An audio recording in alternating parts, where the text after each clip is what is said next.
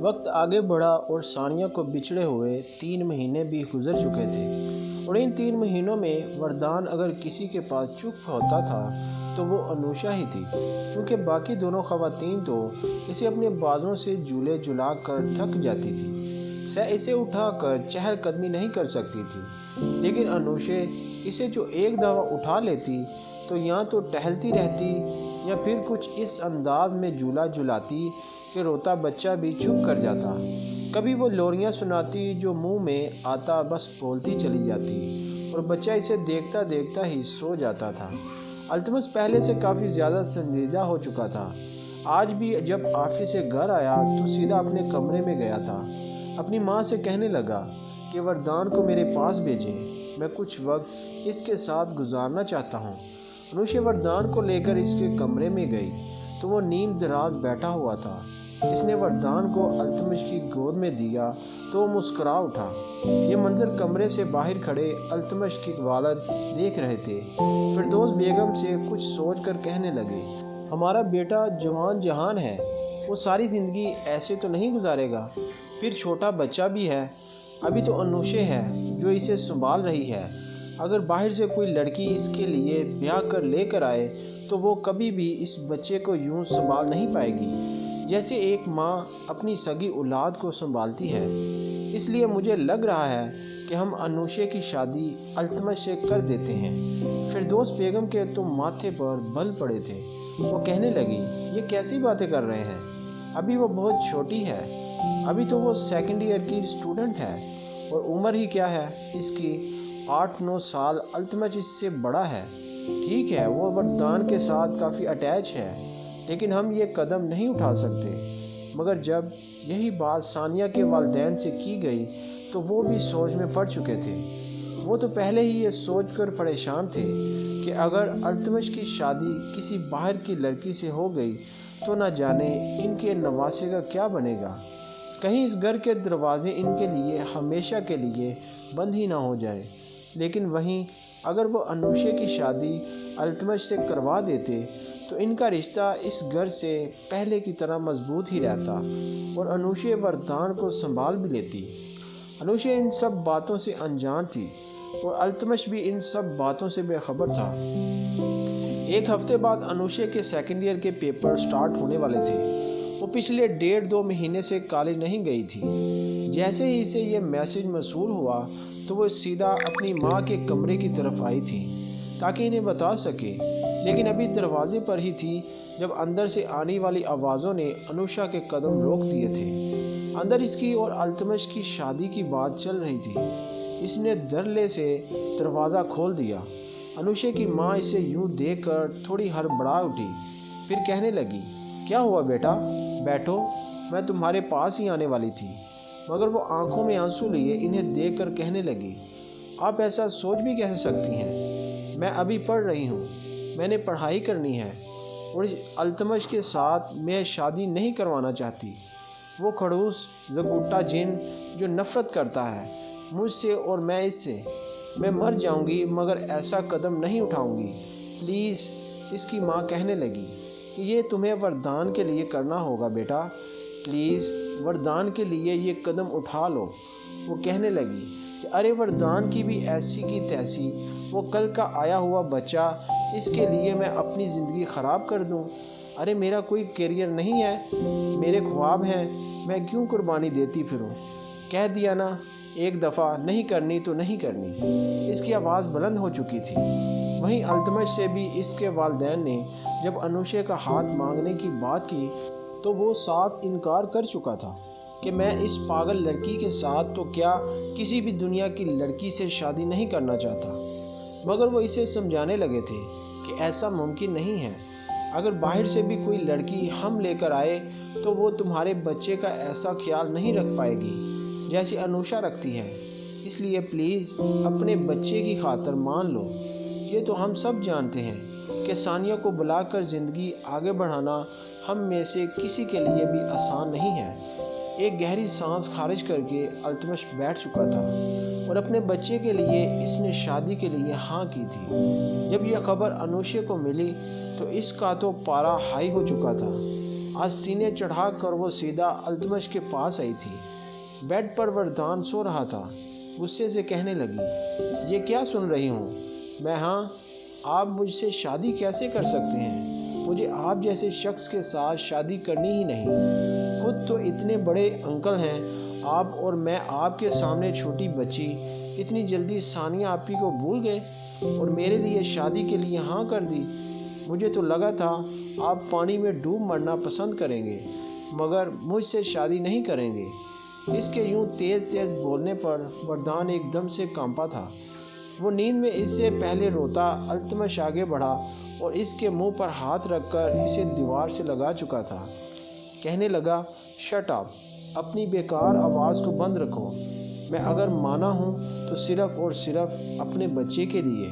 تم اگر میری بیوی بن کر آؤ گی تو صرف میرے بچے کی دیکھ بھال کے لیے آؤ گی۔ وہ التمش کا ہاتھ ایک جھٹکے سے پیچھے کر چکی تھی۔ کہنے لگی کہ میں آپ کے بچے کی نوکرانی نہیں ہوں، سمجھے آپ؟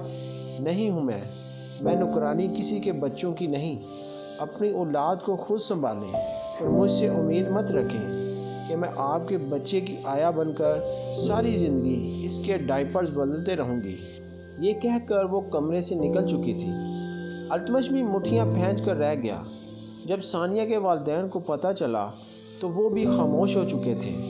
انوشی اپنے کپڑے پیک کر رہی تھی۔ کہنے لگی، مجھے نہیں رہنا یہاں، پر مجھے واپس گھر جانا ہے۔ آپ لوگوں نے تو یہ بھی فیصلہ کرنا شروع کر دیا ہے، کسی کو میری کوئی فکر نہیں۔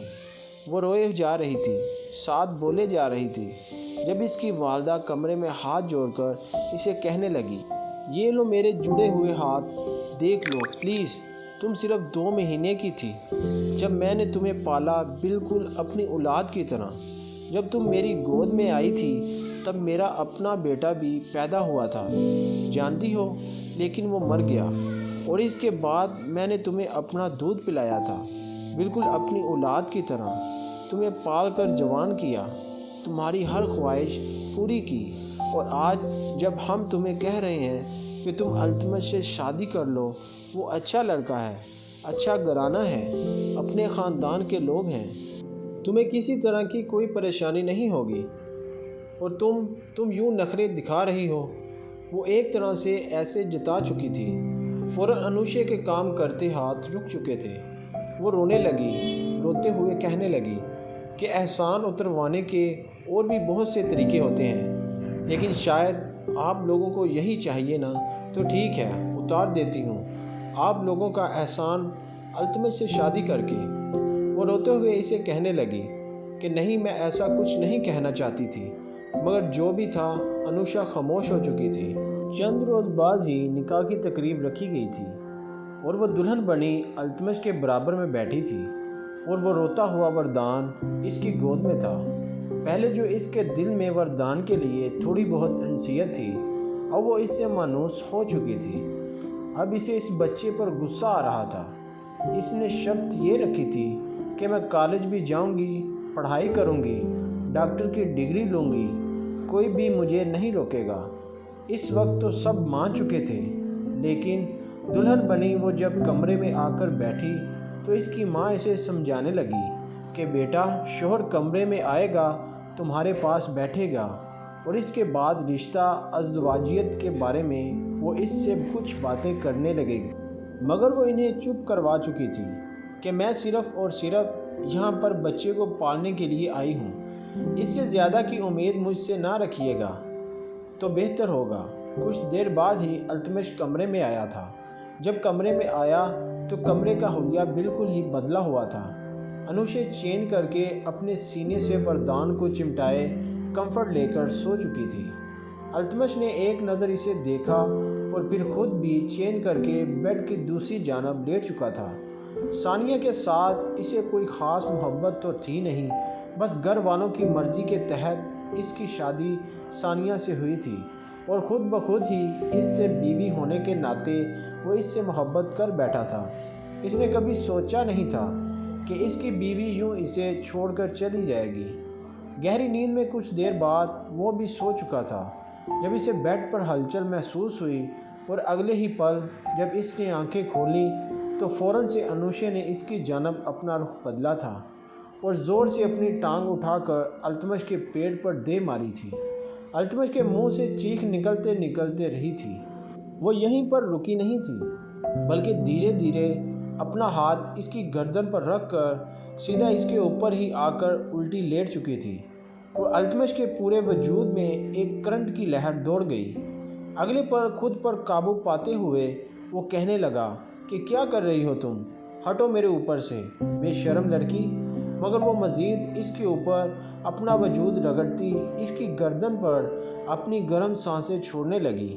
وہ کہنے لگی، اف، وہ چپ کرو خڑوس انسان، نیند میں بھی پیچھا نہیں چھوڑ رہے، سونے دو مجھے، صبح مجھے کالج جانا ہے۔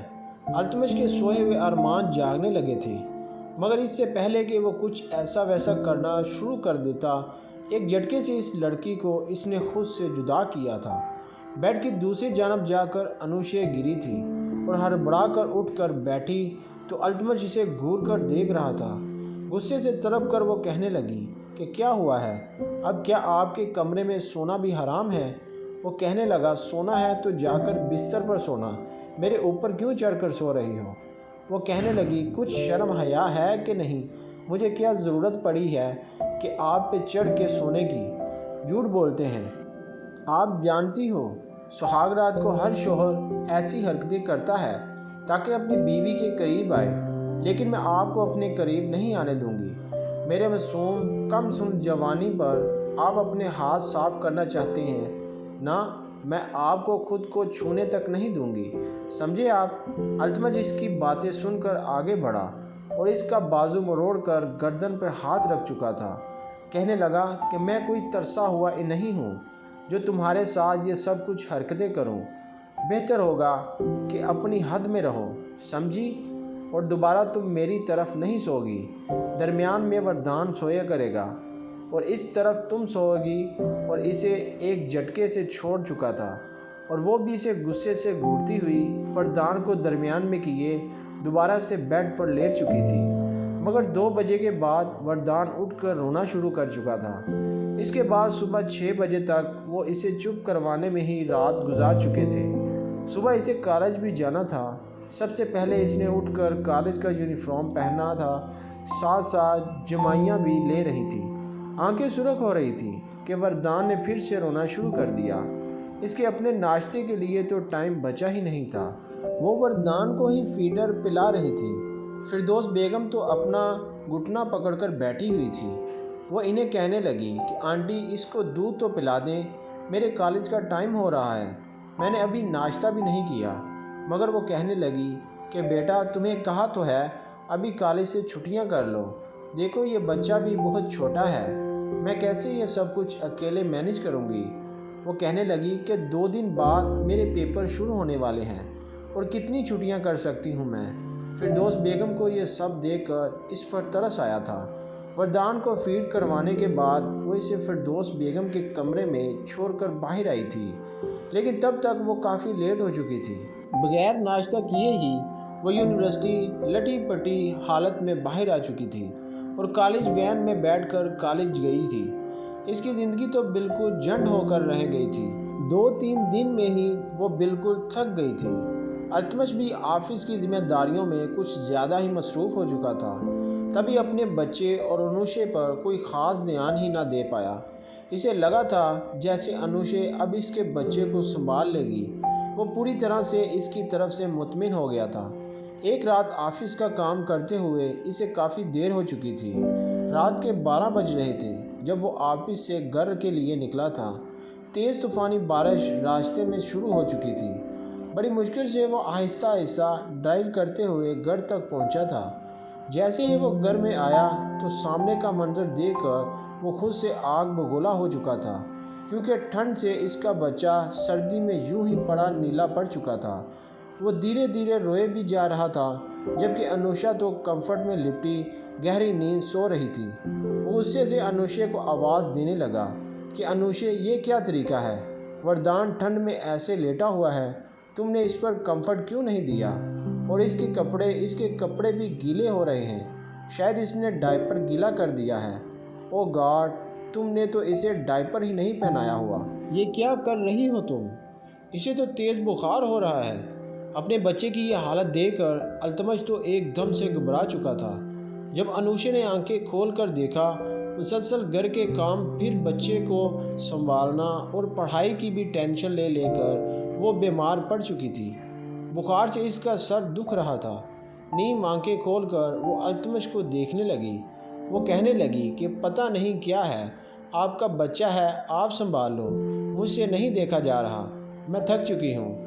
یہ سن کر بجائے اس کی حالت پر دھیان دینے کہ التمش نے اسے بازو سے پکڑ کر جھنجھوڑا تھا، کہنے لگا کہ تم ماں ہو یا ڈائن، میرا بچہ اگر تمہاری وجہ سے بیمار ہو گیا نا تو میں تمہیں چھوڑوں گا نہیں۔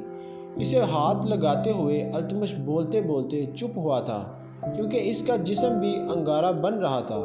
انوشے تبھی رونے لگی۔ پھوٹ پھوٹ کر روتے ہوئے وہ گھٹنوں پر سر رکھ چکی تھی۔ وہ کہنے لگی کہ مجھے نہیں کرنی تھی یہ شادی، مجھے احسانات تلے دبا کر مجبور کر کے شادی کروا دی گئی، مجھ سے نہیں سنبھالے جاتے بچے، اس سے تو بہتر ہے کہ آپ لوگ مجھے مار دو، میں پاگل ہو جاؤں گی یا میں مر جاؤں گی۔ وہ جس طرح رو رہی تھی، التمش ایک پل کو اسے دیکھنے لگا۔ وہ بولا کچھ نہیں تھا، بس خود ہی اپنے بچے کو اٹھا کر اس کی کپڑے چینج کیے تھے، پھر فیڈر بنا کر دیا تھا اور پھر اپنی گود میں ہی اسے سلا دیا تھا۔ تب تک انوشے یوں ہی منہ بناتی بناتی اور بڑبڑاتی ہوئی بیڈ پر لیٹ چکی تھی۔ بچے کو سلانے کے بعد جب وہ اس کے قریب آیا اور ماتھے پر انگلیاں لگائی تو وہ ابھی بھی یوں ہی انگارہ بنی ہوئی تھی۔ وہ خود ہی کچن میں گیا اور اس کے لیے دودھ گرم کر کے لے کر آیا اور پھر دوا نکال کر کہنے لگا کہ اٹھو اور جلدی سے دوائی لے لو، مگر وہ کہنے لگی کہ نہیں، مجھے نہیں لینی اور مجھے کچھ نہیں کھانا۔ وہ زبردستی اسے اٹھا کر اس کا منہ کھول کر دودھ کے ساتھ دوا پلا چکا تھا۔ بخار میں تپ رہی تھی انوشا اس کے بے حد قریب بیٹھی ہوئی تھی، کہنے لگی کہ مجھے ٹھنڈ لگ رہی ہے، مجھے گرمی دو۔ یہ کہتے ہوئے وہ التمش کے سینے سے چپکی ہوئی تھی اور نہ چاہتے ہوئے بھی التمش بھی اس کی کمر پر ہاتھ رکھ چکا تھا۔ انوشے کی حالت اسے بہت کچھ کرنے پر اکسا رہی تھی جو وہ کرنا نہیں چاہتا تھا۔ دھیرے دھیرے جیسے جیسے انوشے کی سانسیں اسے اپنی گردن پر محسوس ہونے لگی تھی، وہ بھی اپنا من مچلتے ہوئے محسوس کرنے لگا۔ دھیرے دھیرے اس نے اپنا ہاتھ انوشے کی کمر پر رب کرنا شروع کر دیا تھا اور پھر اسے سینے میں پھینچ کر اپنے لب اس کے دھکتے لبوں کے قریب لے آیا تھا۔ اس کے مزید قریب ہوتے ہی وہ انوشا کے لبوں پر اپنے لب رکھ چکا تھا۔ جیسے ہی اس نے اپنے لب انوشا کے لبوں سے لگائے تو ایک دم سے انوشا اس سے دور ہٹی تھی۔ ابھی وہ بخار کی کیفیت میں تھی اور نیند میں بھی۔ فوراً اسے ماتھے پر بل ڈال کر کہنے لگی، اف، یہ لوہے کی تاریں کون میرے ہونٹوں پر چبا رہا ہے، دور ہٹاؤ۔ اس کے منہ سے یہ سن کر سرشاری میں ڈوبے ہوئے التمش کی آنکھیں مزید سرخ انگارہ ہوئی تھیں۔ وہ اسے تھوڑی سے پکڑ کر ایک بار پھر اس کے لبوں پر بڑی شدت سے اپنے جنون کو اتارنے لگا اور پھر دھیرے دھیرے اس کے وجود پر سرایت حاصل کرنے لگا۔ اب ایک آخری پردہ ہی بچا تھا۔ جب وہ وہاں تک دسترس حاصل کر لیتا تو انوشے ہمیشہ ہمیشہ کے لیے اس کی ہو جاتی۔ انوشے کا پورا وجود پسینے سے بھیگ چکا تھا، اس کی سانسیں تیز چل رہی تھیں۔ وہ اس وقت مکمل بے لباس کمفرٹ میں دبکی پڑی ہوئی تھی۔ جب سرشاری میں ڈوبے التمش نے انوشے کے وجود پر ایک آخری وار کرنا چاہا تو ایک ہلکی سی چیخ انوشے کے لبوں سے نکلی تھی اور ساتھ ہی اس کی آنکھیں بھی کھل گئی۔ اس نے ہانپتے ہوئے سامنے دیکھا۔ اپنے اوپر التمش کو دیکھ کر تو وہ اسے مکے مارنے لگی تھی۔ دور ہٹو جنگلی انسان، یہ کیا کر رہے ہو؟ میرے ساتھ شرم نہیں آتی تمہیں؟ یہ میرے ساتھ میری عزت لوٹنے کا سوچ رہے تھے تم؟ یہ تم کیا گندے لڑکوں کی طرح میرے اوپر چڑھے ہوئے ہو؟ ہٹو۔ فلموں میں بھی گنڈے ایسے ہی لڑکیوں کے ساتھ لڑکی کے اوپر چڑھ کر اس کے ساتھ غلط کرنے کی کوشش کرتے ہیں۔ ہائے اللہ، یہاں پر تو کوئی ہیرو بھی نہیں ہے جو آ کر مجھے اس بند کمرے میں بچائے گا۔ اس کی باتیں سن کر وہ جی بھر کر شرمندہ ہو چکا تھا۔ وہ سارا نشہ جو اس کو کومل جوانی کو دیکھ کر اس کے دماغ پر سوار ہوا تھا، پانی کے بلبلے کی طرح سب کچھ اڑن چھو ہو گیا تھا۔ ایک گہری سانس خارج کر کے وہ کہنے لگا، شوہر ہوں تمہارا، کچھ غلط نہیں کر رہا تھا، تم سے اپنا حق ہی وصول کر رہا تھا، اور تم جو ٹھنڈ سے کانپنے کے ڈرامے کر رہی تھی، تمہاری سردی کم کرنا چاہتا تھا۔ وہ اٹھ کر بیٹھی، فوراً سے کمفرٹ سے نکلی اور گھٹنوں کے بل کھڑی ہو کر کہنے لگی، جھوٹے ہو آپ، میرے اکیلے پن کا فائدہ اٹھا کر میرے قریب آنے کی کوشش کر رہے تھے، آپ جو کہ میں ہونے نہیں دوں گی، سمجھے آپ؟ اتنا درد ہو رہا ہے مجھے، بے شرم انسان۔ لیکن تبھی اسے کچھ احساس ہوا، جیسے اس نے اپنی نظریں اپنے وجود پر ڈالیں تو اگلے ہی پل چیخ نکلتے رہی تھی۔ فوراً اپنے ہاتھوں سے اپنے وجود کو چھپانے لگی، کیونکہ وہ اس وقت مکمل طور پر ہر پردے سے آزاد تھی۔ اسے تو پتہ ہی نہیں تھا کہ یہ سب کچھ اس کے ساتھ کب ہوا۔ کمفرٹ سے اپنے عصب کو چھپانے لگی، کہنے لگی کہ یہ کیا کیا آپ نے میرے ساتھ؟ میں تو کسی کو منہ دکھانے کے قابل نہیں رہی۔